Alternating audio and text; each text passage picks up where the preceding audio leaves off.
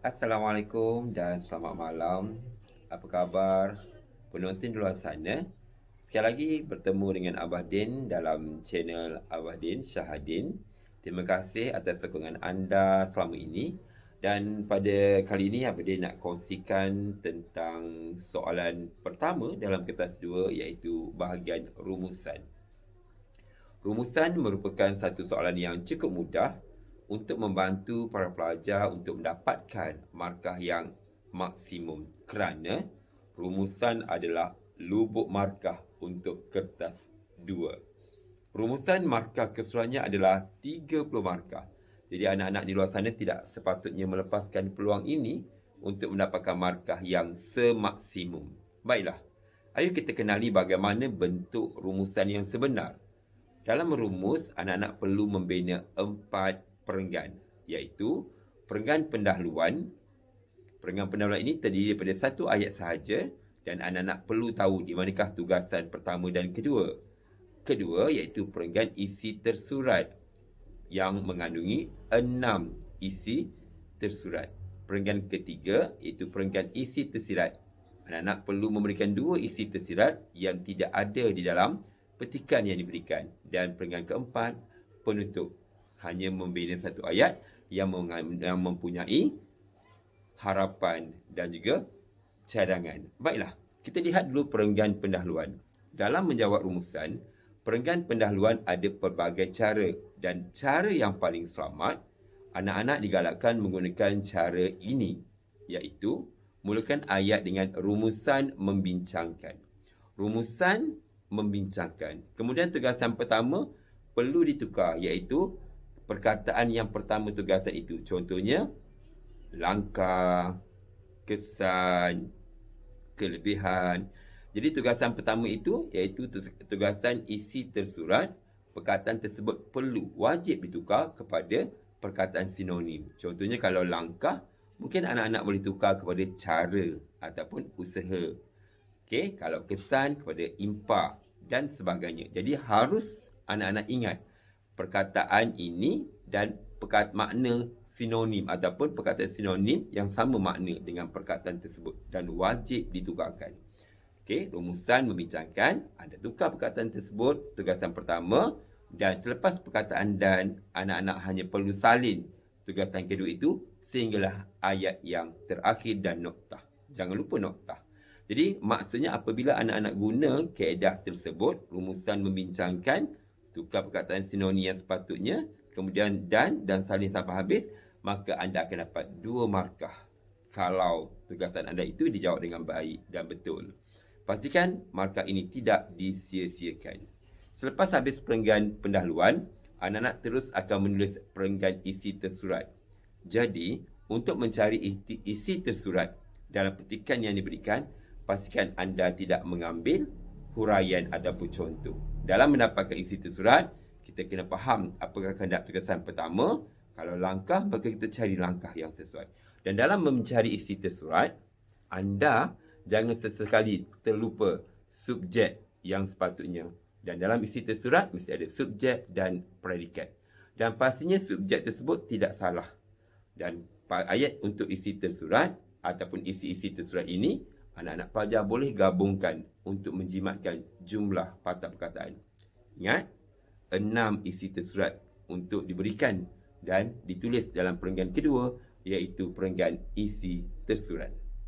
Pastikan jangan tinggal subjek dan jangan tinggal frasa penting. Kadang-kadang pelajar betul dah ambil subjek, tetapi frasa penting itu ditinggalkan. Jadi berhati-hati untuk memilih isi tersurat dan fahami kehendak soalan. Perenggan yang ketiga iaitu perenggan isi tersirat. Perenggan isi tersirat iaitu selepas perkataan dan, anak-anak akan lihat pada soalan tugasan yang kedua. Apakah kemahuan soalan? Sama ada kesan ke, kekangan ke. Okey, perkataan itu tidak perlu tukar. Cuma anda memberikan kehendak soalan mengikut apa yang kita fikirkan yang logik dengan kehendak soalan. Kalau dia kata kesan, jadi kita lihat apakah kesan kepada tajuk yang diberikan tadi. Adakah kesan itu kepada negara, kepada masyarakat. Jadi anak-anak boleh bagikan 2 isi yang tidak terdapat di dalam petikan. Mesti isi itu dari luar yang kita fikirkan sendiri. Ingat, yang tidak terdapat dalam perenggan ataupun petikan yang diberikan. Jadi untuk isi tersirat, anak-anak berikan 2, sama ada boleh gabung ataupun tulis berasingan untuk memudahkan pemeriksa kenal pasti isi tersebut. Dan di akhir sekali, perenggan yang keempat iaitu perenggan penutup. Perenggan penutup ini amat mudah. Anak-anak boleh ingat formula yang Abah bagi, iaitu formula 5 jari. Untuk membina ayat penutup, iaitu satu ayat, kita ingat formula 5 jari. Iaitu ayat wajib, kesimpulannya, siapa, buat apa, agar atau supaya, dan perkara positif. Perkara positif ini mestilah berkaitan dengan tema ke arah positif. Contohlah kita kata berkaitan dengan kesihatan. Mungkin kita boleh kata kesimpulannya. Okey, semua pihak, siapa semua pihak buat apa? Haruslah berganding bahu menjaga kebersihan diri dan juga persiaran agar masyarakat dapat hidup dalam keadaan yang sihat sejahtera dan negara akan makmur. Contohlah. Jadi pastikan satu ayat yang mempunyai 5 perkara. Ingat 5 jari. Kesimpulannya, siapa, buat apa, agar atau supaya, dan perkara positif yang berkaitan dengan tema. Jadi, anak-anak ingat, pastikan anda menulis 4 perenggan untuk rumusan SPM 2020 ini. Dan pastinya anda dapat menjawab dengan tepat. Kehendak isi tersirat ada 6 dan isi tersirat ada 2. Markah isi 20 markah.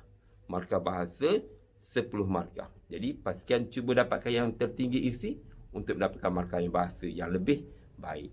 Dan selepas soalan calon membuat rumusan, kamu diberikan 3 soalan pemahaman.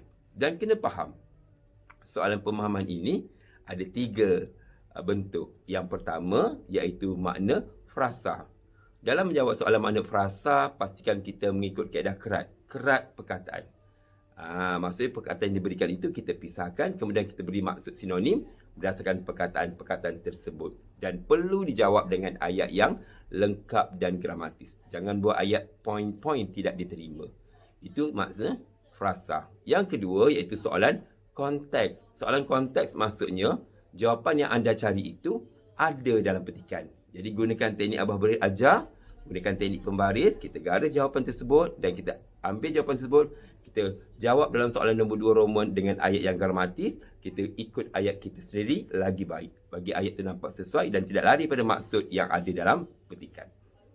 Okey, dan soalan nombor 2 Roman ini markahnya biasanya 3 markah. Cuba dapatkan 3. Kalau dapatkan 3, sangat baik. Kalau tak dapat 3, 2 pun tak apa.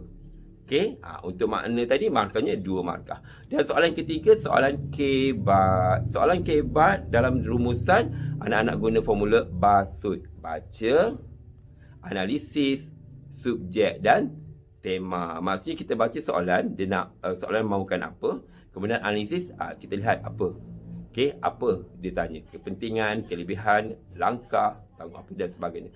Dan subjek. Subjek ni ingat formula dikemasin tambah MM. Diri, keluarga, masyarakat, sekolah, negara, media massa. Kita lihat soalan tersebut. Adakah dia berfokus ataupun secara bebas.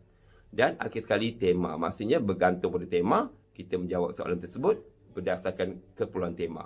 Misal kata untuk soalan kebat ini, anak-anak boleh bagikan 4 isi tanpa huraian. Kalau soalan itu tidak perlu huraian, anda tak perlu jawab dengan huraian. Tapi kalau soalan itu anda boleh jawab dengan huraian, maka anda boleh bagikan 2 isi dan 2 huraian. Okey, jadi anak-anak pilih yang mana yang anda selesa. Yang penting jangan tinggalkan jawapan itu begitu saja. Jangan tak jawab, amat rugi. Jadi Abah harap anda boleh ikuti video lain berkaitan rumusan dan juga boleh tonton video guru-guru yang lain dan anda faham tentang bagaimana ingin menulis rumusan dengan yang terbaik. Semoga dapat dijadikan manfaat dan semoga anda berjaya menduduki SPM dengan kental. Assalamualaikum. Jumpa lagi.